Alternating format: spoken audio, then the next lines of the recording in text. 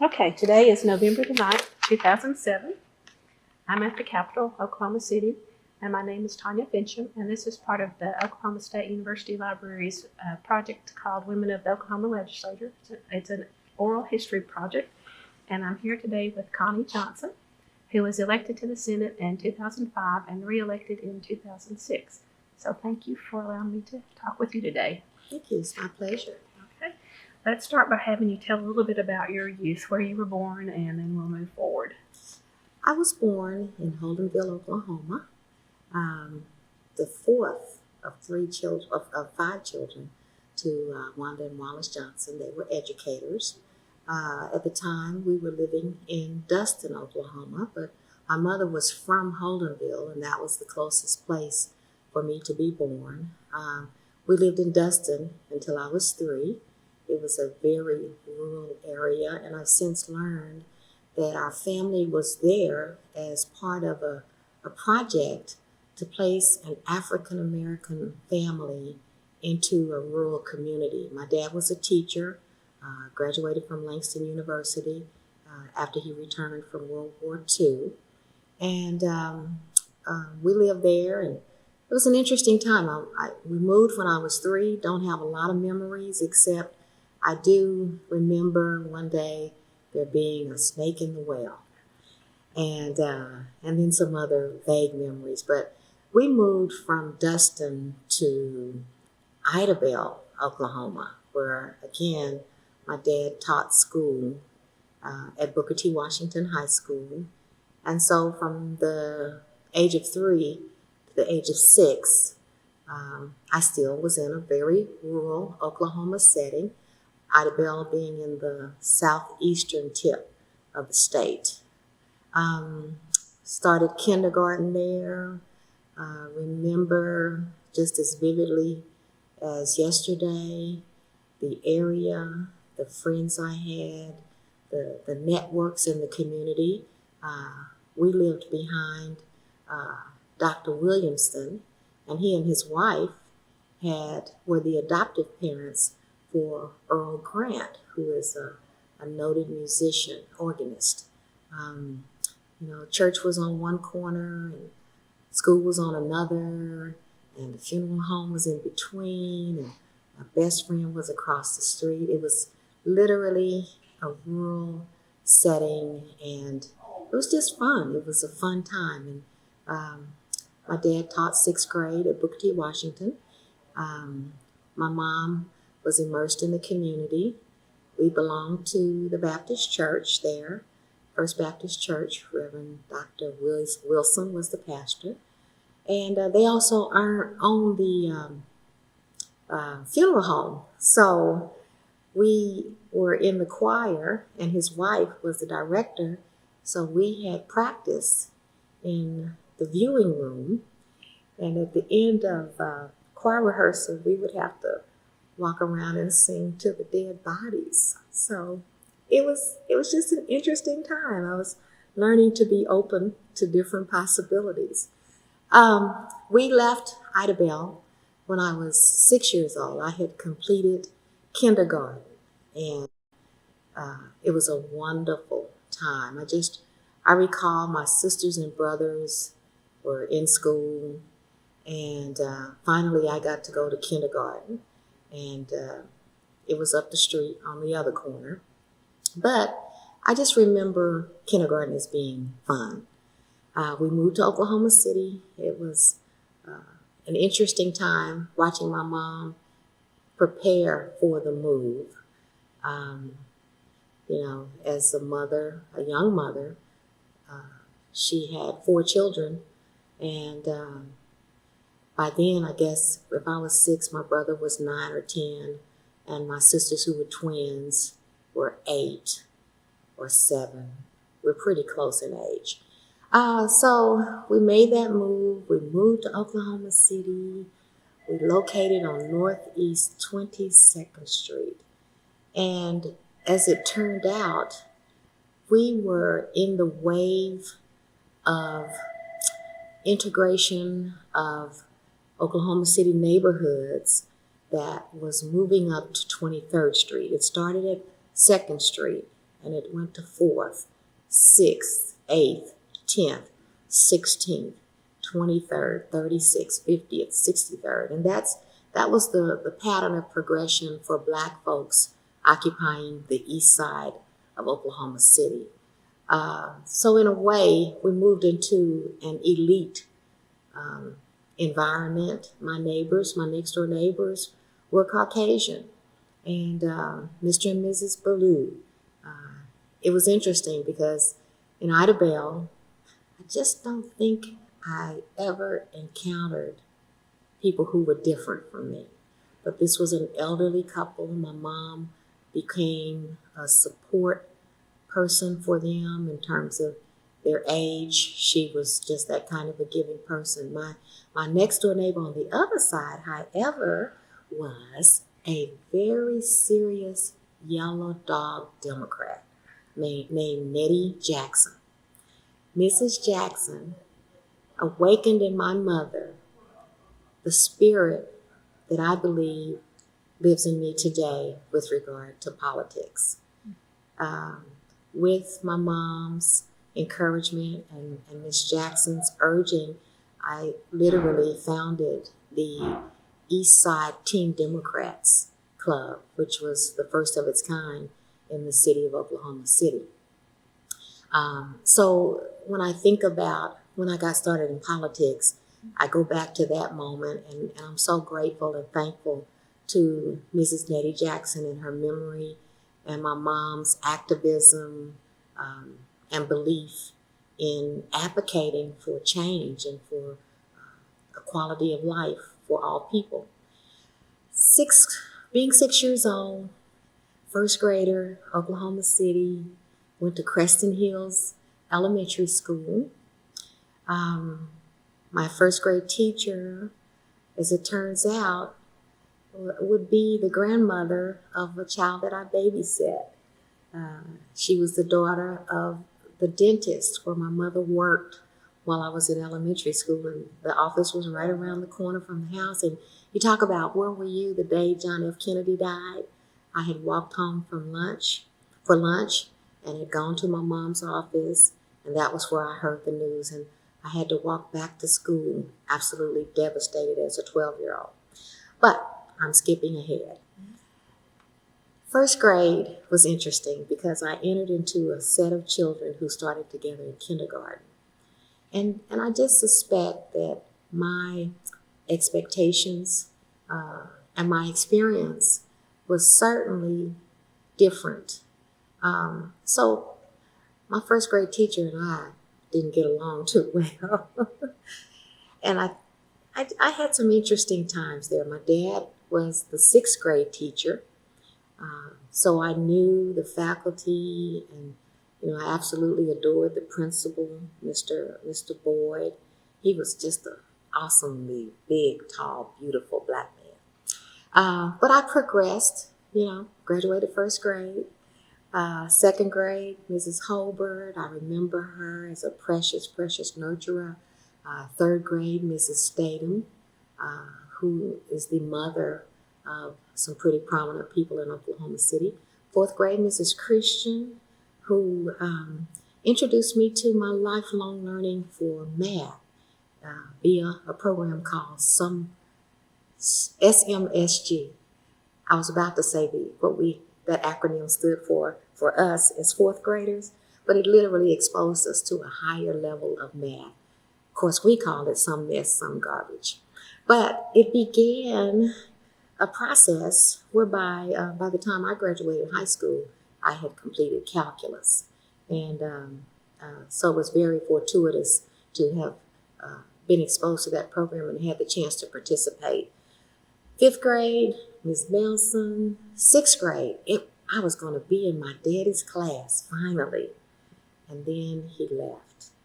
He moved to Douglas High School because the principal at Ida Bell, Booker T. Washington, had been hired as the principal at Douglas High School. And he hired my dad to come over there and teach special education. Mr. McDaniel, O.M. McDaniel, a very small man in stature, but a giant of a person. and certainly one of the best known principals of Oklahoma City's Frederick Douglass High School. So I was in Mrs. McGline's 6th grade class. And that was okay. I had always wanted to be in my father's class. And my sisters and brothers who were in his class told me that I was so lucky that I never got in his class, that he was mean. But as it turns out, my dad had a love of children. He was firm. He's a disciplinarian. And I think that he required his children certainly to be above reproach, and that was his goal in being so tough and strict on them. Mrs. McGline was an interesting person in my life. She went on to become Dr. Evangeline McGline. And in fact, on the day that I was sworn in the Senate, she came and she gave me this angel that I wear to this day, because she said, there's a lot of devils out here and you're going to need protection. And I took her at her word. I don't view them as devils, but I certainly do trust the angels are looking after me daily. But Mrs. McGline allowed me, interestingly, to teach the class every day after lunch. And that experience was so beneficial. It was so inspirational that she trusted me, that at that age that I was capable of doing that. But I think she was one of those teachers who recognized the strengths of students and figured out how to maximize their potential by using me as a teacher. And just to confirm how effective it was like 25, 30 years later, one of my classmates told me that if it had not been for me, he would not know how to read today. I have no recollection of ever having taught anybody to read, but he swears. So that it was a wonderful 6th grade experience. I graduated 6th grade, went to the brand new John F. Kennedy Junior High School. We were the first class to attend the brand new school. Robert F. Kennedy came and dedicated it. We would be the first class to go from the 7th through the 9th grade. It was a beautiful school. It was a lovely time. Dr. Melvin Todd was the principal. He and my dad were fishing buddies. So you see that there was a stream through our community where our teachers knew our parents. They interacted with our parents. And you hear people talking about if you cut up in school, you would get in trouble at school, and by the time you got home, you would get in trouble again. But that had a benefit for our children. So Dr. Todd was the principal. Hyder Houston was my 7th grade counselor, a noted child psychologist later in life in the Oklahoma University Health Sciences Center arena. We had quality teachers throughout my high school and junior high and elementary school years. Can't say too much about the quality of the teaching that we received during that time. Sadly, it's the case that Black teachers in Oklahoma were unable to receive higher education here, or they had a difficult time. Consequently, they attended college and graduate programs in other states, and they came back with a love for their community. And we had master's level teachers actually teaching in our schools during that time. So Kennedy was a beautiful experience. She turned 13, 14, 15. And then it was time to go to Douglass. Now, the interesting thing is my mother, by this time, had gone back to school. When I was 9 years old, my youngest brother was born. Mom went back to Langston, in Langston, Oklahoma, made that commute every day. My great aunt, Ursula Sanders, who I'll tell you more about later, would babysit my youngest brother John while mother was in class. And she graduated. She graduated summa cum laude from Langston University. She subsequently qualified, got her teaching license, and she taught ninth grade English at Kennedy Junior High School. So Mom was cool. It was fun. She didn't stress me. She didn't bother me. It was so interesting. She actually taught my ex-husband. And he always told the story about the day she put him out of class. And he blamed it on something that had happened at home, that she was upset. And she ushered him down to the office. You know, he'll never forget that because Mom doesn't play. Now, she's a firm teacher as well. But both of my parents love children. And they love seeing children learn. And I just want to think that I inherited that passion because ultimately I trained to be a teacher as well. And I'll tell you more about that later. Got to Douglas, 10th grade. My father was there. It was a totally different world. He sweated me every day because I was like starting to notice the boys. But 10th grade was an interesting time. I became a Trojet, which is a specialized twirler. Ended up twirling with fire. Was chosen, even though I didn't know how to twirl. But the person who chose me was a champion twirler, and he believed that I could learn. He invested in me, and it paid off. I became a very good twirler and ultimately led that group. And this group led the band. The Douglas High School Band was the pride of the East Side, the pride that happened when you could hear the drums on a Friday night sitting on your front porch on 22nd Street. That's what the Douglas High School Band created, that feeling in East Side of Oklahoma City. 10th grade was wonderful. 11th grade, great. Interestingly, of course, I think you have to talk about your love and experiences in order to share who you are as a well-rounded individual. So I had this boyfriend that I was absolutely in love with. But we were from different sides of the track. My father could not stand him. At one point we broke up and I ended up dating Thomas Henderson, who was known to some as Hollywood Henderson with the Dallas Cowboys. And he actually put my name in his book, interestingly. In not a very pleasing way, but, he apologized later. But I didn't stick with him, and I went back to my boyfriend. Ended up graduating. I was elected by the largest plurality in the history of the school to be Miss Douglas, which was a pretty notable achievement at the time.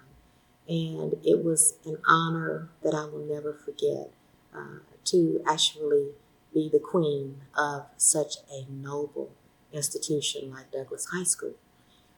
I was a straight A student all through high school, and I earned a full scholarship to the University of Pennsylvania. Actually graduated in May of 1970, worked for a few weeks at the Oklahoma Corporation Commission as a secretary, and they literally tried to get me not to go to school and to stay and be a secretary because I was very good. Mr. McDaniel's wife, Mrs. Juanita McDaniels, was my typing teacher in the 9th grade, and I won that award because I could type about 105 words a minute with long fingernails. But I entered an early entry program at the University of Pennsylvania, which was a summer school. We took 2 classes. We had a calculus class and an English class. And that really was the moment that defined my future. I had a professor, Dr. Peter Kahn, who taught composition in such an effective way that I really learned to write that summer. And writing has been in my life ever since. Returned to Penn in September and proceeded through 5 years. I ultimately pursued an undergraduate degree in French. And a lifelong love of mine was the French language. I had gotten that bug under Madame James at Douglas High School, who, as I understand it, only recently retired about a week ago. I have no idea how old she is. I just know that my mom planted the seed, she watered it, and I ultimately majored in French at the University of Pennsylvania and pursued a master's in education with the idea of being a teacher. I did a practicum at University City High School, and it was there that I experienced firsthand the shortcomings of our educational system, and most of them relate to a lack of funding. We were out of paper at the end of September, and I just decided I cannot do this. I came back to Oklahoma and was unemployed for a while. It was at the downturn of our economy, the end of 1975, first part of 76. I ultimately began working as a public information officer for the Oklahoma Community Action Directors Association.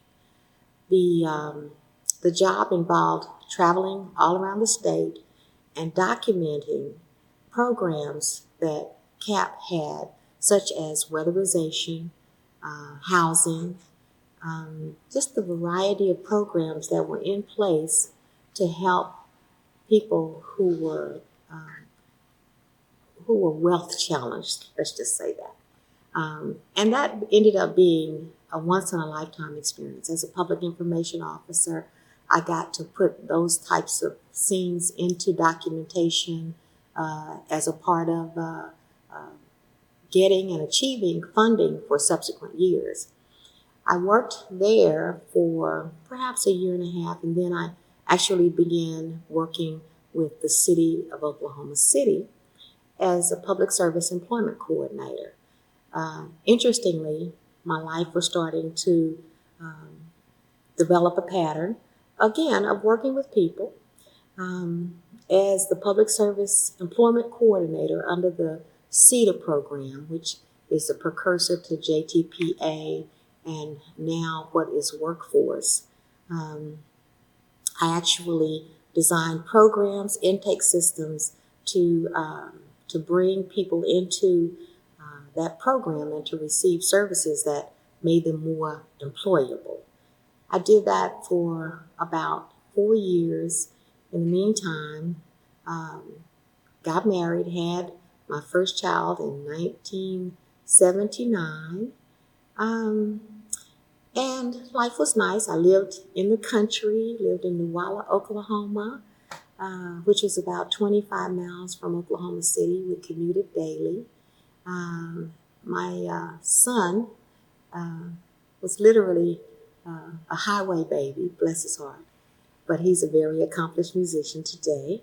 And in 1981, my youngest brother was murdered at Langston University. Just a unfortunate set of circumstances. But, it really threw my mom for a loop and threw our whole family into disarray. And it was also that year, at the end of that year, that I began working again, interestingly, at the Oklahoma Corporation Commission as the personnel assistant. I worked there for about 6 months and ultimately got hired on Senate staff in December of 1981, just in time for session thrown into a setting that I did not have a clue what it was about. But the strong writing skills that I had acquired were the thing that made me successful. And when I finally left the Senate staff 24 years later, I was the best writer on staff. But 1981 to 2005 was a time of growth and development and seed planting. I worked on issues from birth to death, did the research, addressed constituent problems and concerns on those topics. I tell people I worked on issues from birth to death, but the government truly affects you from the time you wake up in the morning until the time you go to sleep at night, literally from the time before you were born till the time you die. So that's a lot of issues in between. We covered issues about healthcare, health insurance, disability, elderly issues, education, economic development. Over the course of my career as a Senate staff person, as a senior legislative analyst, I had the fortune of writing legislation that helped make a difference in Oklahoma. The Adoption and Safe Families Act, the adoption or the adaptation of our state laws to that federal law. I was involved in that. Child welfare reform, mental health reform, juvenile justice reform, Medicaid reform. I've had the blessed opportunity of being at the table in a very influential way on all of those issues that have shaped our state where we are today. Some of the notable moments that I recall while being on staff was that I was accustomed to traveling, first of all, as a freshman at the University of Pennsylvania, which I took my first airline trip ever when I went to school. But I was a student recruiter, and Penn would fly us all over the country recruiting other African American students to come to Penn. And I feel good because some of the people that I recruited actually went to Penn, graduated, and are in their own right successful today. And I still have contact with many of them. And so I was afflicted by the travel bug. So in my job as an analyst, I had the occasion many times to attend our National Conference of State Legislatures meeting, as well as the National Black Caucus of State Legislatures meeting, and was very active in both of those associations. In NCSL, I served on the executive committee for 3 years, and then in NBCSL, I actually created a staff section along the same lines as the staff section of NCSL to assist legislators during the conference with the policy issues and the policy statements that generally come out of those kinds of sessions. So I've had, again, the blessed opportunity to contribute and to work in some nice places. I always have loved the Capitol, and I've been here long enough to see the changes, like the beautiful chamber that I'm sitting in right now that was redone in 1993. And it's always been a source of pride to me that we were able to uncover what had been covered over after years and years of modifications to uncover and restore a room as beautiful as this one that I'm sitting in is now. Even the House chambers went through the same situation. Even the hallways of the Capitol have been improved in such a way that it makes the Oklahoma State Capitol one of the prettiest capitals in the nation. And of course, I am a domer. I was so excited about the prospect of completing the Capitol with the placement of the dome that I even got to sign my name on the steel structure that holds it up today. So I feel like I'm up in there somewhere. But this has been a beautiful place to work. It's a place where people are people. They are people. They are people-oriented. It's about helping people. And that really is what government is about. The public health and safety, the public well-being and safety. And to have been a part of that in my little small capacity is something I have always cherished. So, how did I come to be a legislator? And this is a part that I've not really shared that much in this interview, but it certainly is the hallmark of my being. In the year 2000, realizing that my predecessor's term was coming to an end under term limits, there was this small notion, this still small voice that popped into my head at some point out of somewhere that said, well, why not you? And I said to myself, oh no, I could never do that. Not me. And it troubled me enough that I just kind of let it be.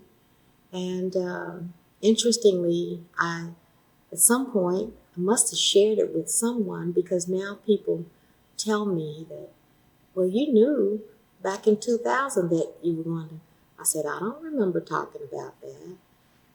I do remember at some point, because I felt so exposed, saying to my predecessor, I want to run for this seat. And I just want you to know so that you'll be the first one to know. And she was so excited for me, and she hugged me. And I said, oh. But in the ensuing 5 years, so many things happened in such a supernatural way that it became clear to me that this was a part of my purpose, that the 20-something years at that point that I had spent in the Senate on staff were for a higher calling. And it really was not about me, but just bizarre things. And they're not bizarre now that I'm through it. I really feel, appreciate, understand, value what I went through. And I claim God as putting that thought in my mind. But I also know that He knows me better than I know myself. And He knows that I'm very stubborn, that it would take a long time to convince me. And yes, it took me a long time. I talked to friends all over the country about this proposition. I talked to people here locally. I talked to my mother. And I was the last one literally to get it. Then I kind of got in a squeeze play, because my plan was that my predecessor would get to serve through the 2006 session, which would have been the end of her term. But there was so much of an uproar at the time of the passage of term limits in Oklahoma that it seemed like they had to toe the line, and she had to resign or leave office right at 12 years, which meant she would leave mid-session of November of 2005. At this point, my plan was that if she left in 2006, I only had 1 more year to go till I could retire and I could be safe in running, but it just didn't work out that way. It was determined that she had to exit, and I had to make the decision, and I commiserated I talked to my supervisors, trying to figure out a way, because in the back of my mind was that at this point, I was a single mom, had 2 children at home. I would be unemployed. We would have no health insurance. And seeking the office was such a political piece that if I were to lose, I could not return to my job. So there was a lot at risk. And then I guess the biggest risk was, this wasn't a risk, it was a reality, that even when I won, I would take a $25,000 pay cut. But at this point, because of what I had seen, what I had witnessed and felt with regard to this calling being on my life, the money was not the issue. It was the opportunity to give back on all that I had been blessed to receive. From the time I received the full scholarship to the University of Pennsylvania, to the time I became the only Black person on Senate staff in 1981, and what that meant, and the opportunity that happened which allowed me to recruit and have other African Americans to come to serve on Senate staff. I was a part of diversity change, and actually, in the family way, broke the mold, because prior to that, no one had a baby during session. And it wasn't my plan, but my youngest child, who was a leap year baby, was born, and it required me to be off for the first 2 months of session, something that it was unheard of. And I had to do what I had to do, but I think ultimately that changed the mindset in the legislature towards being more family friendly. Because just as much as this is a big family, there are families that make up this family. So all of those things to me were a part of the making of myself that dictated that I had to do it. In fact, I recall the day I had to submit my letter of resignation. I was wringing my hands, and in my office after 5 o'clock, everything was closed. The pro tem had gone home, but that was the day I had to turn in that letter. I wrote the letter, and one of our service people came by, and I said, Carl, would you put this letter in the pro tem's office for me? He said, sure, Connie. And he took the letter and biked off happy down the hall, smiling. And at that point, I had this anxiety attack. I literally, my heart beat fast. I broke out in a cold sweat. But clearly, 2 seconds later, it was as if the weight of the world lifted off of my shoulders. I felt free. After 24 years of service, I had taken a step that literally represented a leap of faith. And I had moved to a new level of trust in God. I tell everybody that at that point, I was absolutely afraid not to run. As afraid as I had been to run, I was afraid not to do it because he had made it so plain. And in doing that, I believed, I had faith, and I found out that God is faithful. And that's my story. A lot of people don't appreciate when people ascribe events in their life to something spiritual or supernatural. And yes, we worked hard on my campaign. So yes, I know what happened. I talked about it along the way, how I would say in my thoughts, I need to see so-and-so, and they would walk around the corner. And how many times things like that happened in such a way that I knew that there was no other explanation. The campaign itself was an experience in life. We did life.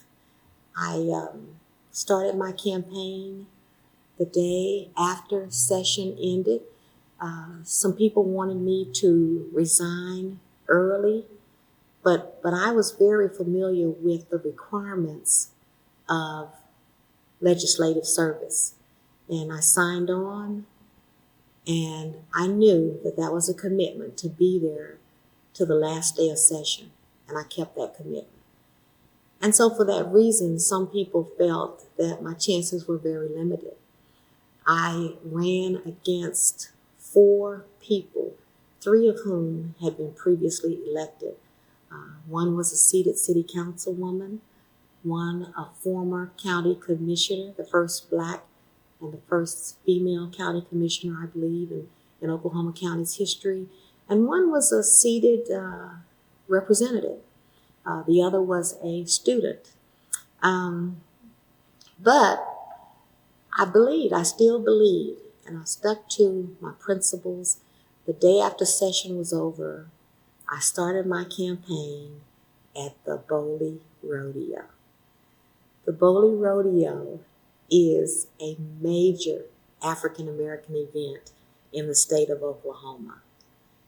And accordingly, pretty much everybody from Oklahoma City is in Bowley on the Saturday before Memorial Day. It was an absolute fun time. But I'd like to also share that during that time, a good friend of mine was there, and he had his horse, the most beautiful black stallion of a horse that I had ever seen. But I was afraid of horses at that point because of an event that had happened. But I decided, and he asked me, did I want to ride? And I said, no. But I went home and I dreamed about the horse. And I called my friend up, and the next day went out to his ranch in Arcadia, and I rode the horse. And that horse figuratively represented for me the fear that I got out of my life. The day of my campaign beginning, the next day, all the fear was gone. And so that big black horse represents a lot in my life. And I get to ride him in parades. I rode him in the rodeo. But Bowley Rodeo was such a beautiful time. I made so many contacts that, again, I felt God was guiding my campaign. And yes, there were my friends like Ted Logan. There's my cousin from Holdenville, who all came to my aid. And I didn't have any money. When the representative decided that he wanted to run, nobody wanted to appear to be supporting a candidate against a seated elected official. So I was only able to raise $12,000 for the whole campaign. But we had heart, we had commitment, we had determination, we had prayer, we had all of these other things that you can't put a dollar value on working for us. We worked hard. I had a personal trainer that came my way. I trust through God's blessings. I had an image consultant who came my way through God's blessings. All of the things that I needed were provided for me in triple fold. And I just keep remembering how supernatural all of that was. So the campaign was tough. It was hot. There were like 105-degree days. I say we did life because my son decided to get married July 4th weekend of 2005 in Philadelphia. So we closed down the campaign and we caravanned to Philadelphia, which for me is like going back home. That was my second home. And it was a beautiful time. It was what was supposed to be. My 35th class reunion was during that time, and I'm one of the planners, and my class embraced me so in a way that I had never expected. And all of these things just, to me, made up the life during the time. The special election was set for September of 2005, which worked just fine for me. Pays to have friends in high places. But we spent July, August, first part of September, knocking on doors, participating in parades, meeting people. Campaigning turned out to be such a natural for me because I just like people. I like meeting people. I like helping people. I think that's in my heritage. And so, September 13th, it was very interesting. We were in my campaign office, and everybody's there anxiously awaiting the returns. We were always in the lead because I campaigned based on experience for change. And you had to understand that meant change was what Oklahoma was going through as a result of term limits. There was going to be a change that would mean that the institutional memory of the legislature would be depleted. I was the candidate who had actually worked in the field for 24 years, more years than all of my competition put together would ever have. And that was the point that I drove home during the campaign. I had wonderful role models like Senator Bernice Kane, who I had worked with for 24 years, who had always respected, trusted, and literally been supportive of me the whole time we worked together. This is what you call a friend. We were in the office that night. The count was up, and then the count went down. And my mother was screaming at the cell phone when it rang. My babies were crying. But the whole time, I was calm and literally started cleaning off my desk and humming a favorite childhood song, Yield Not to Temptation, for yielding is sin. Each victory will help you some other to win. The count started going back up, and the rest is history. It was I can describe how I felt. It's such a feeling of accomplishment, of achievement, of pride, of joy. It was similar to what I felt when I learned that I had actually been elected to the executive committee of NCSL. And so I had been prepared to know what the feeling was going to be like even. And just the beautiful people who worked on my campaign, who believed in me, who did whatever was necessary. It was a day of excitement and joy for everyone. It was like my joy was the least among the people, because people would call on my phone the next few days screaming, jumping up and down, shouting. And it was kind of like, okay, we did the right thing, and God is faithful. And it really, really felt good. At that point, it was a matter of, organizing, getting ready. My predecessor's term literally ended November the 28th, I believe, and she chose to stay in until November 28th, I believe. And even though she had a new job offering at the Health Sciences Center, that was, I believe, her commitment to stay till her term was over. So I took office on November the 29th. But the swearing in ceremony took place on October the 3rd.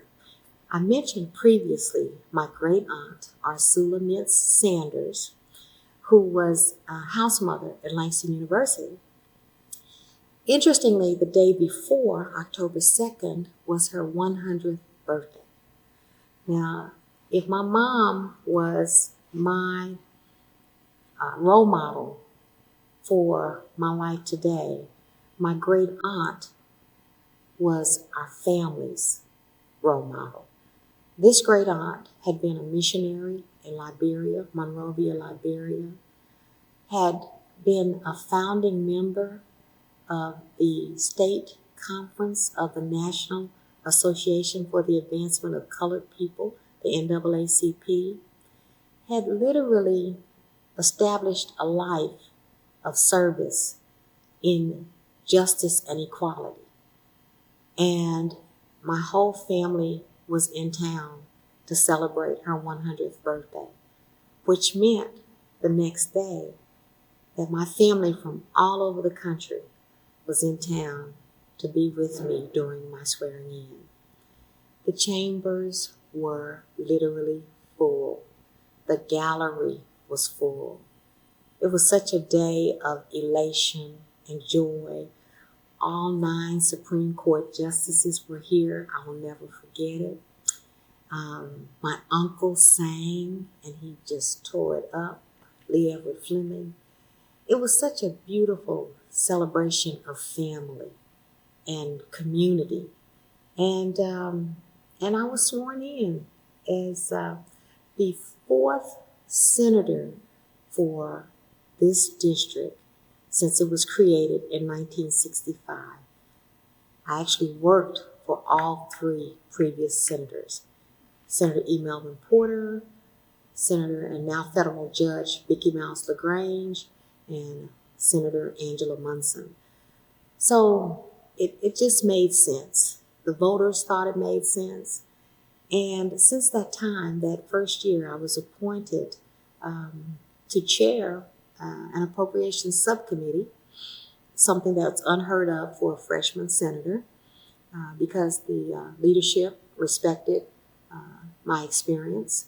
And I introduced about 49 bills and successfully passed 9 of them. The subsequent year, the composition of the Senate changed, and we went to a tied chamber. So this has had some implications on our ability to get some things done, but we're working on that. The Democrats are going to take it back. But service, I literally became effective November 29th. Interestingly, there was more to it financially than I realized, because as a state employee, the benefit package for state employees was $1,200. For legislators, it's $260. And we're fixing that because I whined the whole time because I was not able to afford health insurance for my children. And so we use the safety net services such as Mary Mahoney, which is a federally qualified health center that exists for people who are uninsured. My life, my career has been one of living what I've worked on. I was a foster parent at one time to 3 children. And as a result of that experience, the law changed to provide daycare payments for working parents. So I felt I was supposed to be a foster mother for that purpose. So I've actually lived much of what I've worked on. And again, when you cover issues from birth to death, you literally will end up living. My grandmother was in a nursing home, and all the issues about quality of care. Just a whole spectrum of topics have affected me in my life as well as my work in such a way that I believe it was for the purpose of what I'm doing today. Session began in February, and it was interesting having to now work with my former bosses as my colleagues. And everybody had some adjusting to do, including me. I was very warmly received. At the same time, in some ways, a lot of people wondered just what it would mean. And so I have made it my business to take care of my business and to seek to always have an attitude of helping and sharing my background and information, knowledge, and skills with my colleagues to their benefit. And I think many of them have appreciated that. It's been a very interesting time. And then, in the midst of the 2007, yes. I never stopped campaigning because my election to the full 4-year term was in the summer of 2006. I filled out the unexpired term. So it was literally an 18-month period.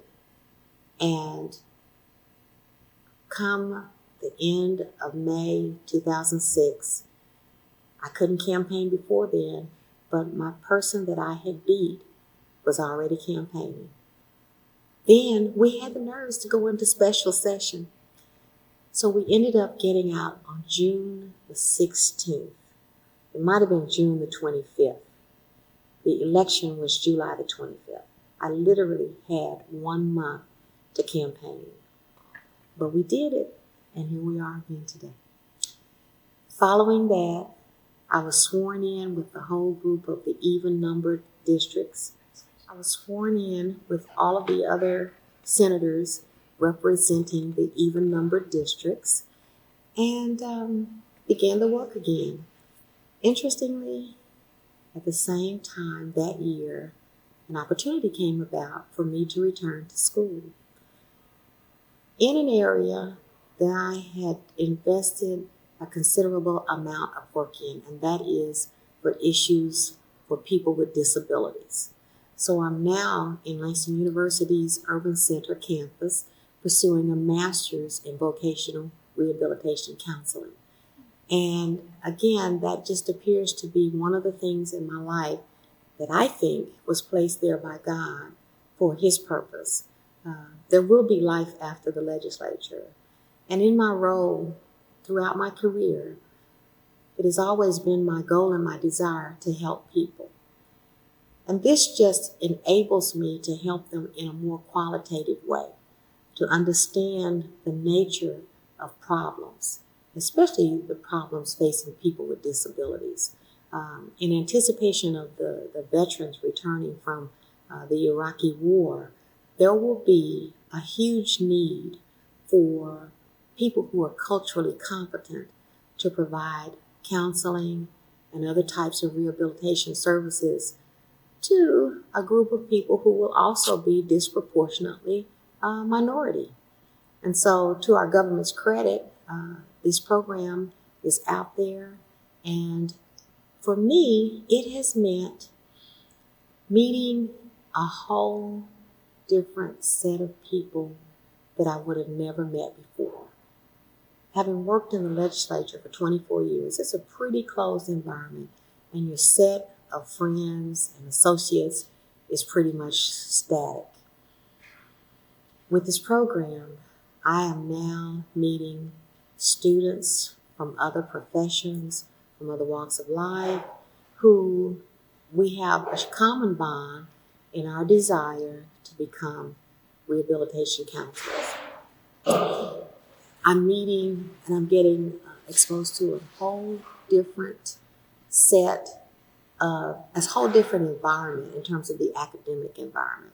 Again, it had been 31 years since I've been in school, and I had my doubts about how do you read a book and what does it mean to study, and but that is working itself out.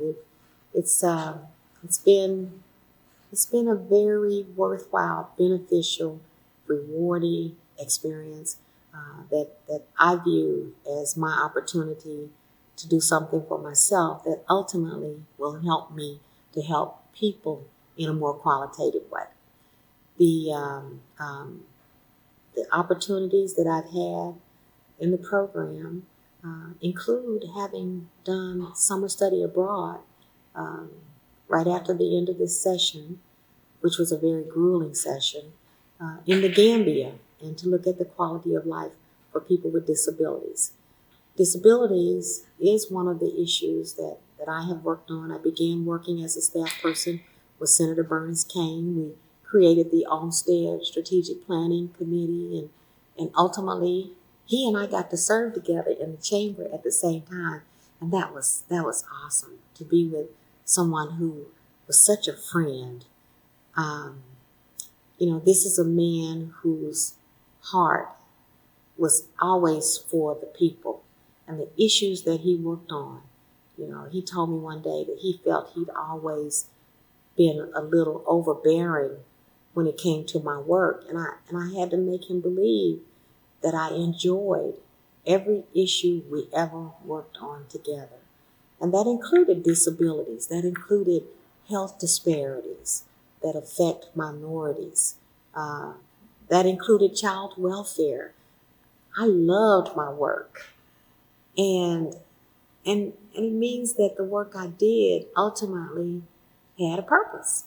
So working with Senator Kane here in the chamber, and the likes of Senator Cal Hobson, that year, at the end of 2006, we probably lost the biggest mass of institutional memory and skill that we will ever lose.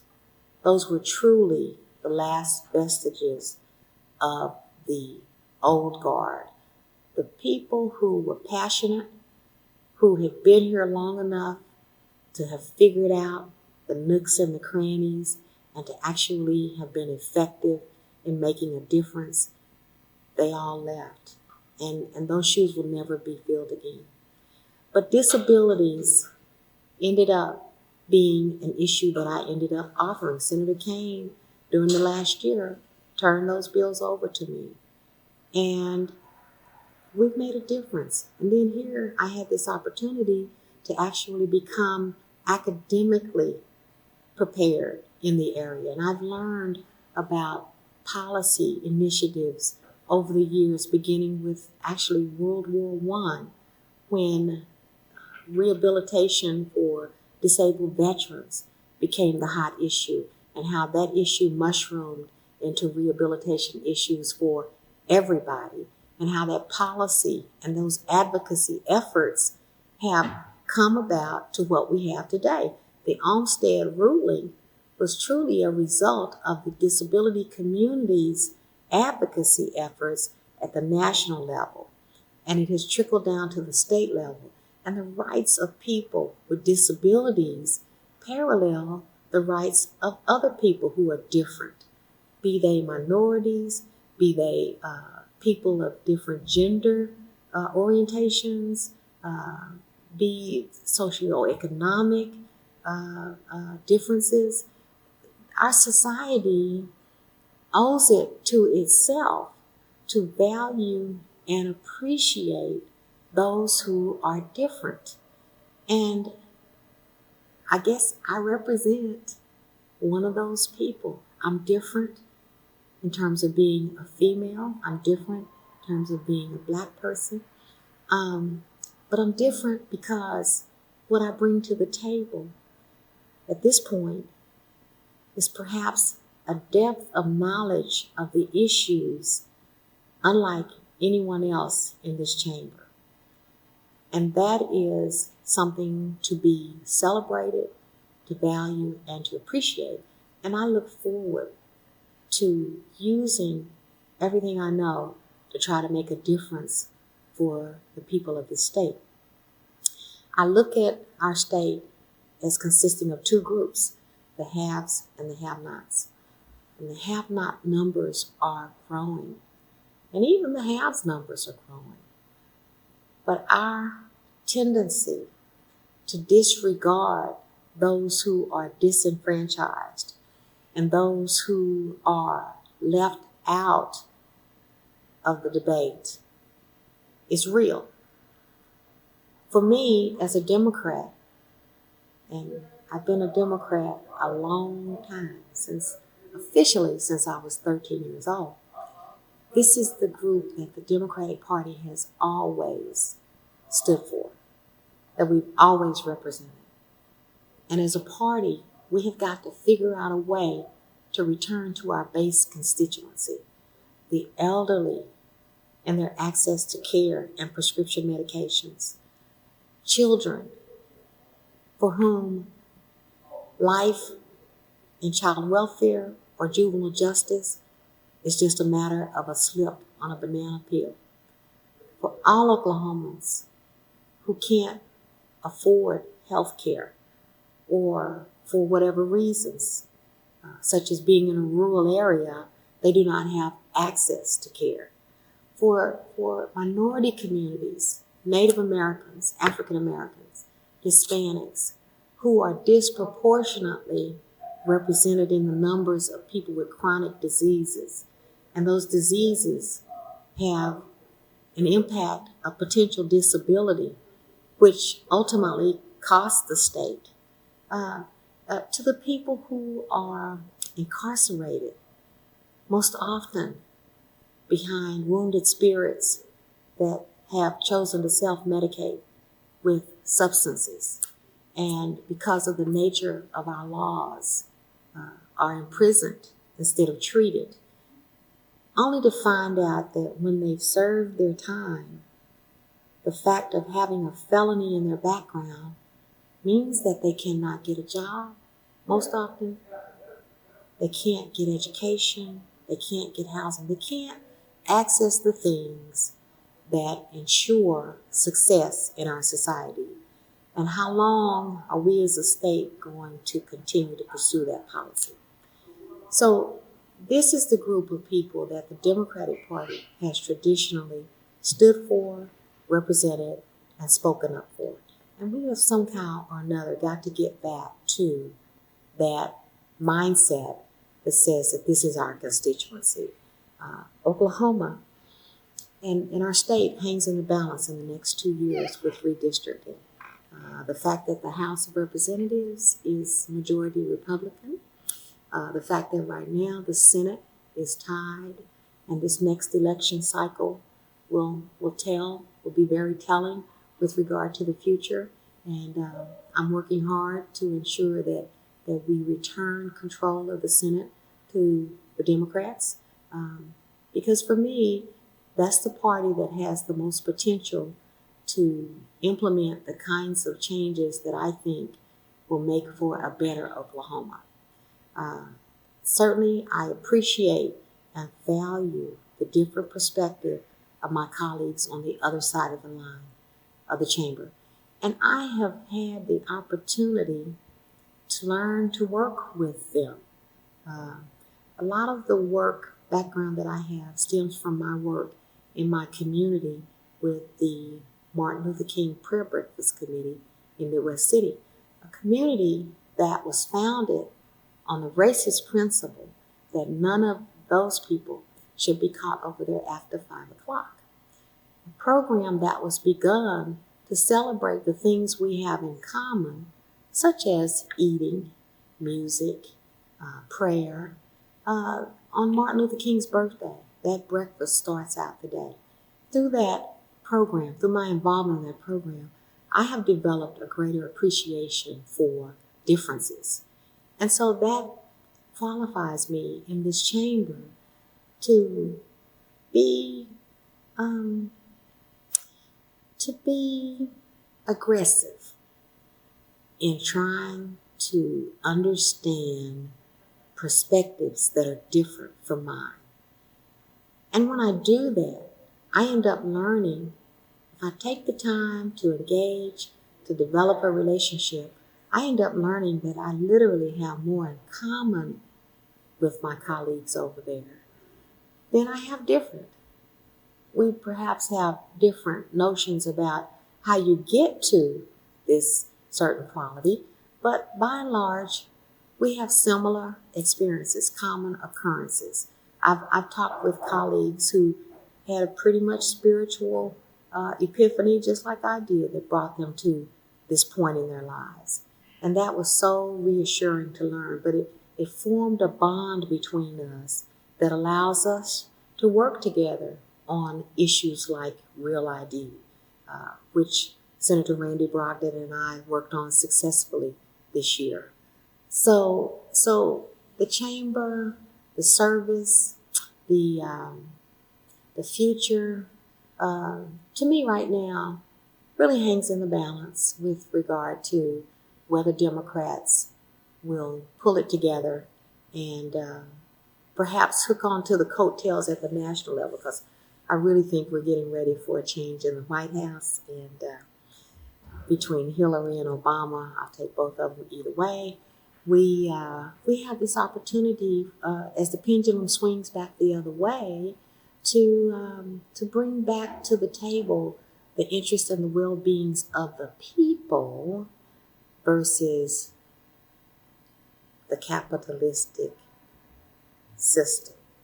And surely those are one and the same, but at the same time, the focus being on the needs of the citizens versus the needs of the corporations, which ultimately, supposedly, trickle down to the people.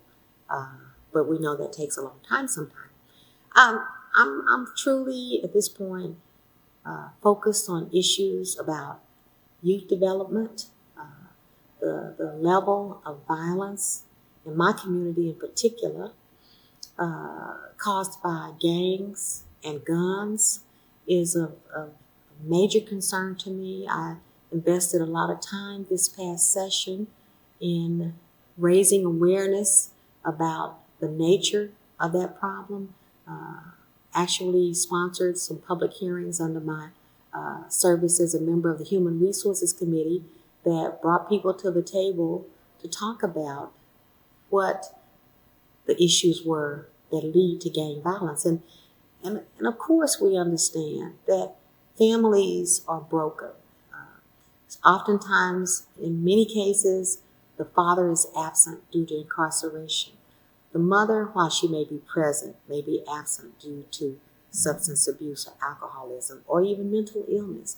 The children are left to fend for themselves in communities that are broken, in communities where, because of a lack of caring on the part of our government, perhaps, the children are left to their own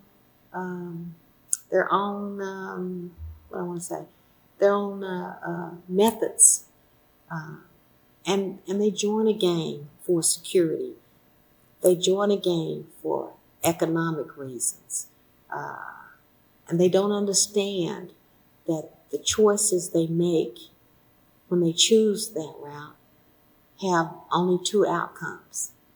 One of them is imprisonment, and the other one is death. And we've got to figure out a way to help our children first understand about those choices. But we as a state have to figure out a way to create a system that meets the needs of families, that provides in various communities a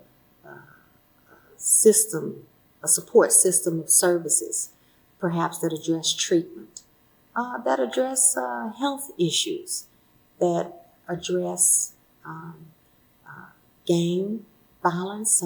We have to incorporate our faith community in the solutions and literally rethink how we do what we do to try to help children. The sad state of affairs of our juvenile justice system being the puppy mill for the Department of Corrections is unfortunate. But here we have this opportunity as Oklahoma is potentially going to be sued by the U.S. Department of Justice behind some inadequacies at the Rader Center. We will be perhaps put under another decree like the Terry D. consent decree because of our failure to adequately provide for the children who are in custody. We're going to, as a state, pay. Now, we're going to either be mandated to pay or we're going to get a clue and we're going to do the right things. But But what it means is that it's an opportunity for us to mix it up and actually come out with a system that does not prepare children to go into DLC. We open up every year with a supplemental budget increase for the Department of Corrections. Oklahoma incarcerates more women than any other state in the nation, and we're 4th overall in the rate of incarceration. And with each woman, there are approximately 2 1/3 children. And what about the children? What is happening to the children? The children are being raised by grandparents who were prepared to be retired, whose limited retirement incomes do not allow for yet another mouth to feed. But in some cases, there are 7 grandchildren. It's a sad state of affairs. And this is our opportunity, this potential decree, instead of being a negative, is a positive opportunity for us as a state to fund programs and the systems that will make a difference in these children's lives. And then to use that to branch out to make a difference in the lives of their parents, to empower families to become economically wealthy, to give them the opportunities, be it lessening our restrictions on people returning from incarceration and putting in place programs that assure their success in order to lead to the success of their families, in order to lead to the success of those families in the community. That's the challenge that awaits us as a state on this particular occasion. So coming out of the session, we ended up with 2 task forces that will look at the issue of gangs. Those 2 task forces have combined. I'm co-chairing one of the subcommittees along with Representative Russ Blackwell, Lieutenant Governor Jerry Atkins, and Susan Atwood, who is with the DA's Council, as we listen and we all get to the same conclusions at the same time about solutions to the problem of gang violence. So that's simply one of the issues that has really grabbed my attention and my desire because I'm about children. I stand for children. I have a legacy of people in my life who care about children. This great aunt passed away on July 23rd of this year. This was following my return from Africa. And it was so unfortunate because she kept saying, well, tell Connie to come see me so we can compare notes on Africa. And when I came back, I had to finish my coursework, including a PowerPoint of what we had learned. And the night that I finished that coursework and was planning to go see her is the night that she died. So I still feel that Aunt Sula is there, happy, proud, pleased. She was so proud of me. Anybody who came in her nursing home room, she would tell, this is my niece. She is the senator.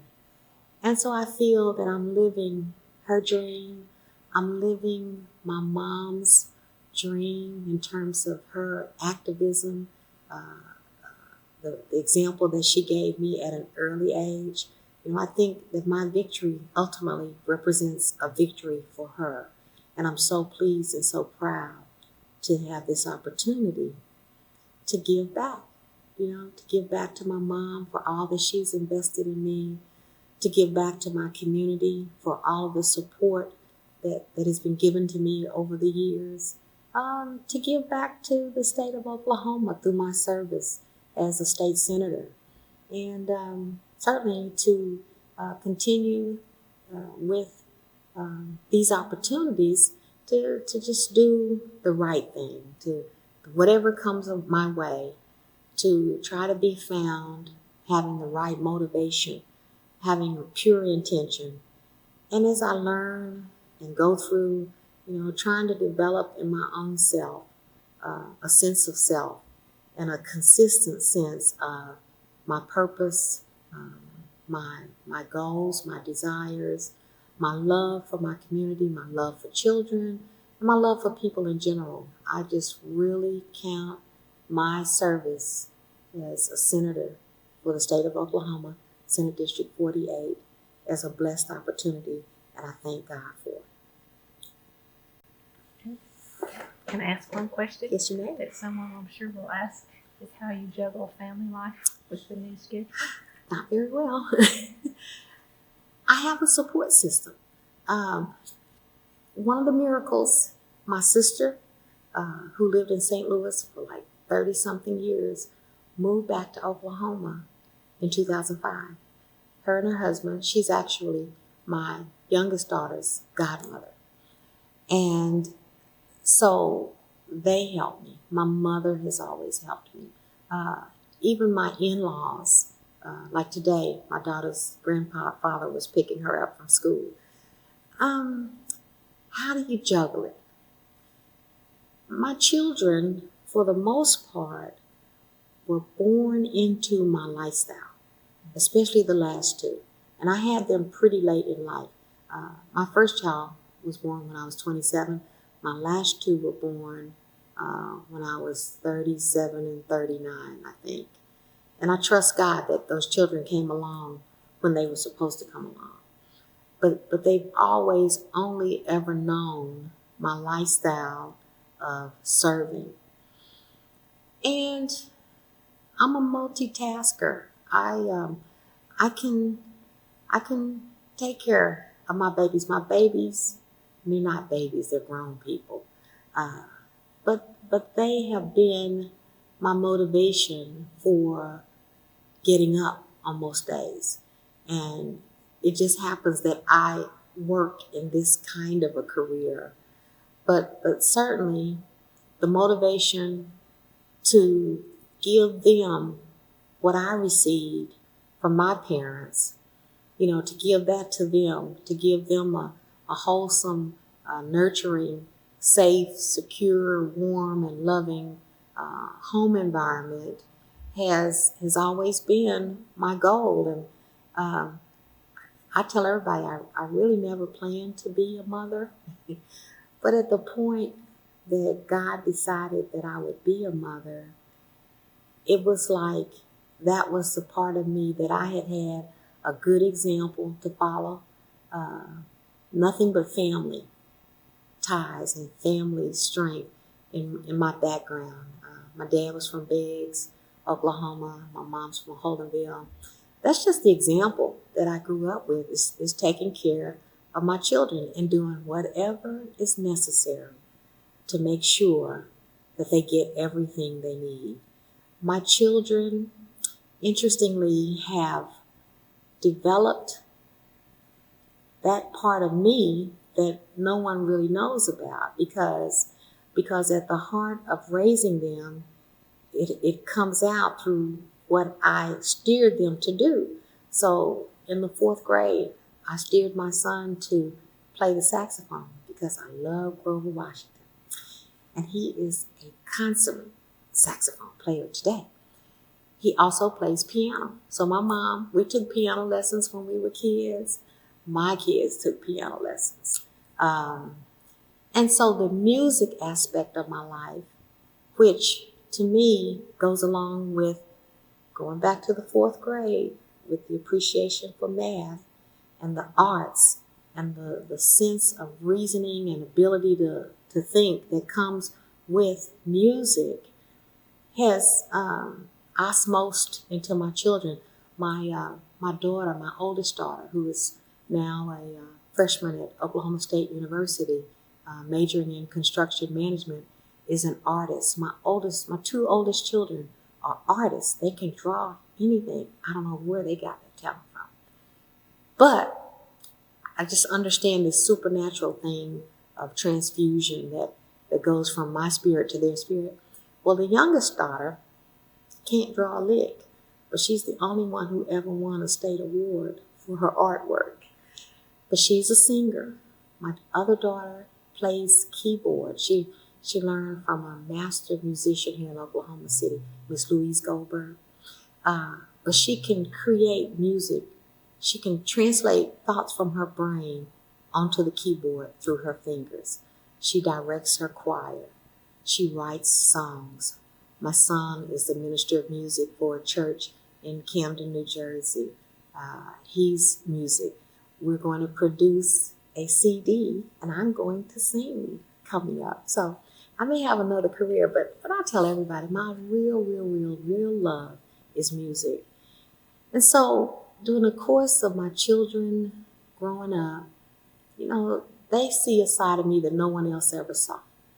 They also know that I will do anything for them. I do not play when it comes to my kids. I talked about the Midway City Prayer Breakfast goals and program function. My children go to the Middale schools, and accordingly and unfortunately, there have been instances where they've been treated differently. And I just don't play when it comes to my kids. This setting, this career setting that I have in the Senate has always been family friendly. So, during the September to December period, I could be in the schools on a regular basis. But then from January to May, I probably was very sparse. But we laid the foundation of, look, my children are here to learn. If there's a problem, here's my phone number. You call me. You won't have the problem again. My kids don't even like for me to come to the school anymore because just as sure as I felt they were being treated differently and I didn't like it, that became the motivation for me to be involved. I ran for trustee of my town because there's only one school in my town, an elementary school, which is part of the Middale system. And my town at the time did not have an appreciation for what that school meant to our community.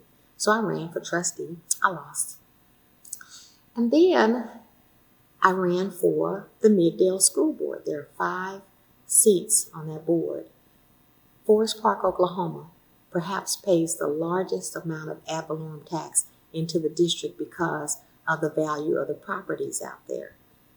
However, we have no seat on the board.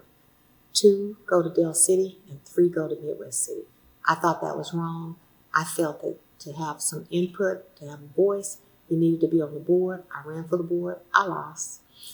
But it was just a willingness, and my children saw that I was willing to do whatever was necessary to make a difference in the lives of my children. Now, my children is all-encompassing because any child who goes to school with my child is my child, and my children know that. So when there was the party, it's always at my house. Whenever there was somebody, needed to get somewhere, I was the one to take them. Again, my job gave me that flexibility to do that. So I've just grown up, I've developed, I've evolved in an environment that has given me what I needed to juggle family life. And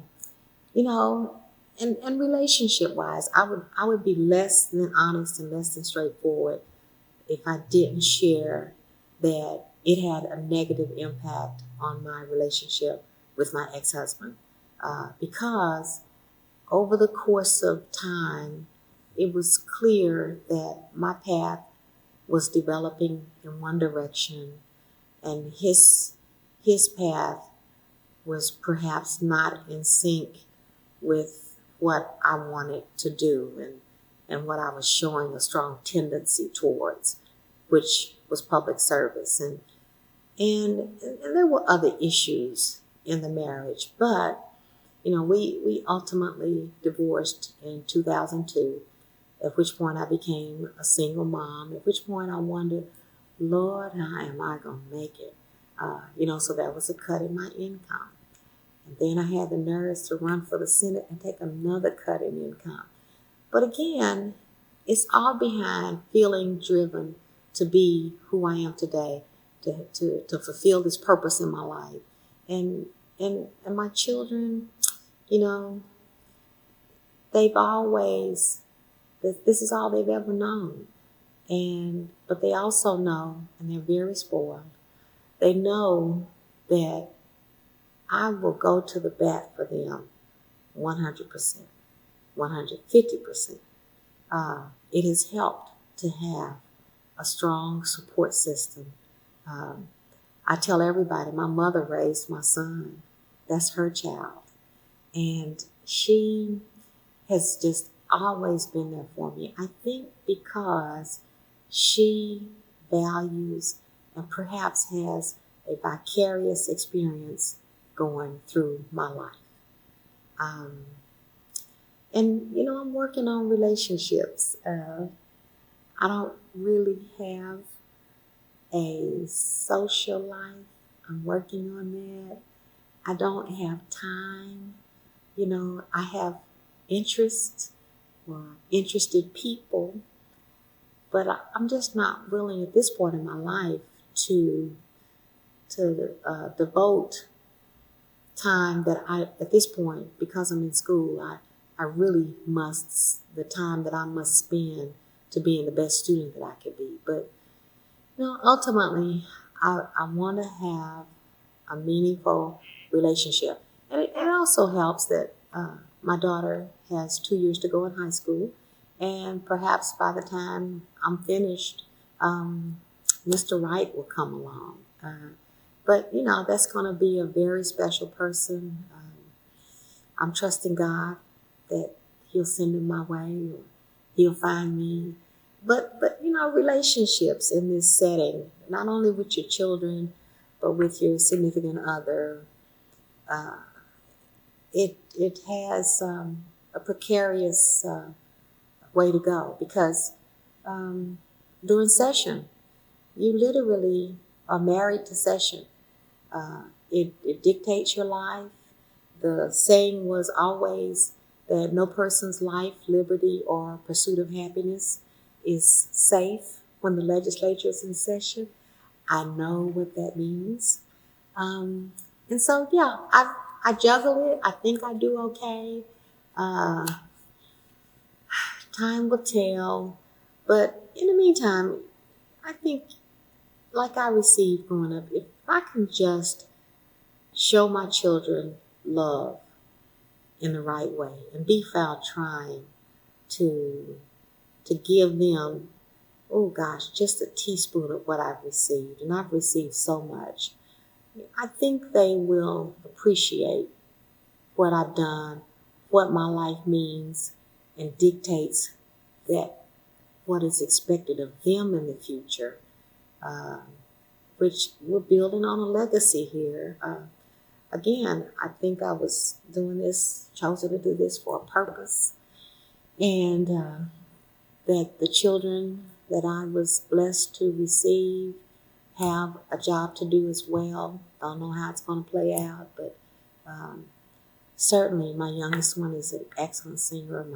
My second one is going to build great buildings one day. And my oldest child is going to conduct a symphony or something. He's going to be a doctor. And my newest acquisition, my daughter-in-law, absolutely, absolutely precious. A lot of similarities. Her youngest brother, just like mine, died recently. And that was a unique situation that I was able to identify and relate to her on. And, we're coming up on the anniversary of that, the end of December. But when my daughters and I went up there to be with them, I think again, and my mom helped make that happen. I think that's just another example of successfully showing that you care. So it's really not a juggle.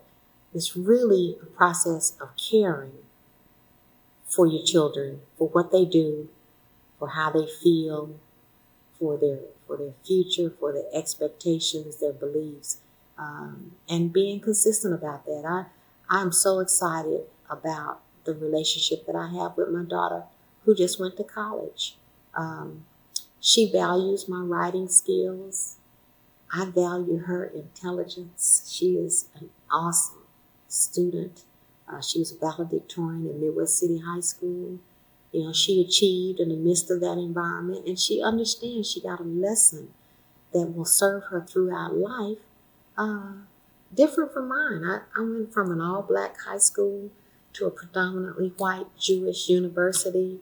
Well, my daughter went from a diversified high school to a diversified university, and she's already familiar with tendencies of people based on differences. So just meaning, having a well-meaning attitude towards their growth and development. I couldn't be there all the time, and there were times when I would get home from work at 3 and 4 o'clock in the morning. But my children understood the cycle, that I was working hard, that I was doing meaningful work, that I was still meeting their needs in the meantime, and that I had expectations of them that they created. I didn't create. They've always just done very well in school, and the support system that helped make that possible. Okay. These are long answers, aren't they? Oh, that's great. You'll cut it down. Maybe. Okay, we're good. I think we better stop though, because you need to get somewhere, don't you? Oh, sure do. Okay, wonderful. So thank you very much. Thank you for this opportunity. This has been a very opportune moment to reflect on who I am, how I got here, what I'm supposed to do, and how much I love my work. Well, it shows. Thank you. I do. Thank you.